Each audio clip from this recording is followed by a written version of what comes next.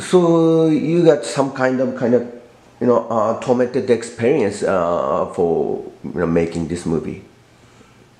Tormented? No, No, well, you know what? I mean, it's just like all these things are classic things for obsessive artists, scientists, whoever. And my friends, like Dennis Mirren and John Berg would like later tell me that, as well as my wife, that they just saw me slowly disintegrate until I had the appearance and demeanor of like a homeless person, and it was, and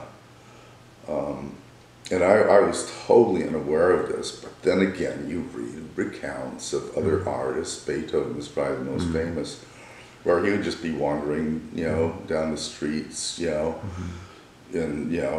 clothes that he had, slept in for the last like 2 weeks, and his hair, and, he was drunk on the streets or whatnot. And you just get lost, and so the whole experience is, the Campbell experience is the hero has to die and become reborn. And when Mad God ended, I lost all interest in making things with my hands. And so I got reborn into another identity. Yeah, it was very strange, and a number of other things occurred along the way. Like when Mad God started, I dreamt prolifically. I just dreamt every night, and it was so clear. And so I would write down my dreams in a journal like this, and sometimes I could do as many as like 10 pages in a day. In the morning, it would take me until afternoon to write all this stuff down.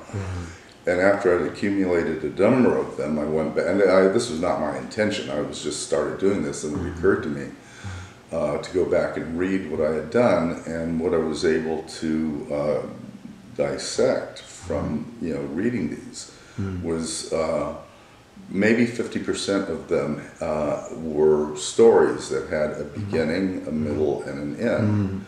And the beginning stated a proposition. The middle was as though the unconscious was trying to figure out and process the beginning, and then the end was a synthesis of that period of time, which again is the classic, structure that's probably a story structure that's, embedded in our DNA, and yeah, and so that was kind of, the guide. I never used anything in the dreams per se, but it was just, it gave me the confidence in that structure, and in the confidence in the unconscious, I just don't worry about shit, I just let, the unconscious like solve things, which is why I take, so long to do things. And so when my wife, many years ago, was an editor in the editorial department on Amadeus, and we would go out to dinner with Milos Forman, and Milos would ask, I would ask him as a young filmmaker for advice, and he gave me the best advice I ever got, which is, if you want to take a good shit, you have to eat well. And you know what, I got it at that time. As long ago as that, I was still formulating Mad God, and it didn't happen immediately, but eventually I understood that advice was exactly what I needed for Mad God. The more time you have to develop something, you're going to hopefully come up with something unique.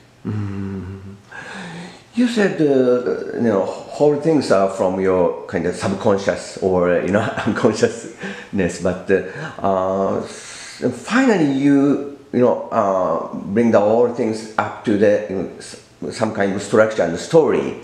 And the story looks like a very kind of reverse of the, universe or something like that. So how did you come up with the story structure, finally? Yeah. From God. God. No, from whatever the so-called higher power is.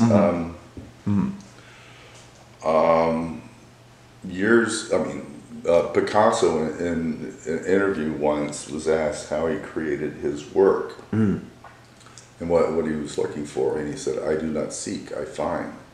And so many artists are like that. I mean, say you're working on a painting and you don't know what you're going to do, but you have blue, say an abstract painting or a collage. Actually, the way I work is more like a collage, and so you cut out something from a magazine and you put it, and you don't know what you're doing, and then you have, say, and I would do this years ago when I was younger. Create collages, but you build them as you go, and then you go back and you rearrange things and just make adjustments continually. And so that was pretty much the process. I mean, but always on some level, you know, you have to come up with some kind of a structure.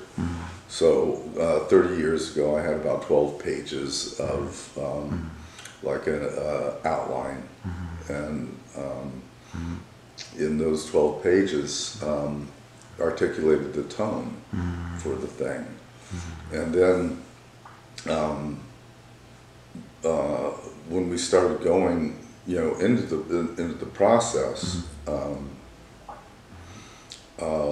we would take the first 3 minutes or so that I had shot, and just build on that, you know, continually until we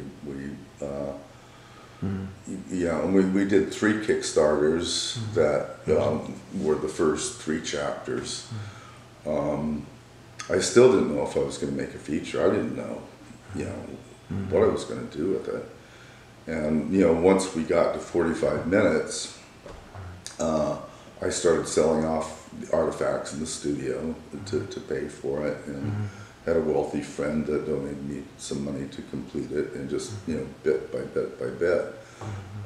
And I had a volunteer crew, so I was not paying anybody. You know, I would buy lunches, but that was about it. The Mad God, the title Mad God, where, you know, did it come from? The title. God. I have no idea. Oh, really? You know, but my grandfather was a bishop in the Methodist Church, and you know, he was sensitive. He didn't ram his beliefs down my throat, but my dad left off to go to France, and my parents were alcoholics. And I was so lucky that he left, because I was brought up by my grandparents, pretty much. And so on the one hand, there was the bishop, Donald Tippett, and on the other hand was Andrew J. Hayes, who was an auto worker. You know, so there were these 2 disparate men who were, you know, at that point in time were like in their 50s, but they were very grounded in experience and in their careers. So there was not a lot of trauma. And so I credit them with, you know, giving me stability.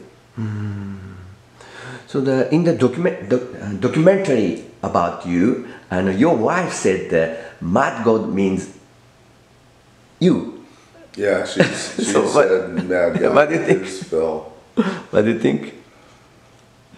Well, the kernel of any, you know, expedition, I mean, you could say, even though, you know, you totally rely on the people, you know, around you. The Shackleton expedition was Shackleton, you know. There's a leader, you know, that, you know, pulls everything together. Something like that. And in the preface of the movie, and the world is punished by God, he said. So so looks like this movie is kind of reflection of your, you know, anger about this world. Am I right? Yeah, to some extent. I mean, no artist, I think, can avoid that, you know, on some level. Yeah, I don't like polemical work so much that is has a message per se. And Jack Warner, the head of Warner Brothers, was asked once, what is Warner Brothers movies' messages? And he said, if you want to send a message, send a telegram. You know, and so art is like you find your way, and Mad God is a synthesis, you know, like many artists, of the world around them, and the news that we can become overwhelmed with, and then just try and make sense out of things that don't make sense to you.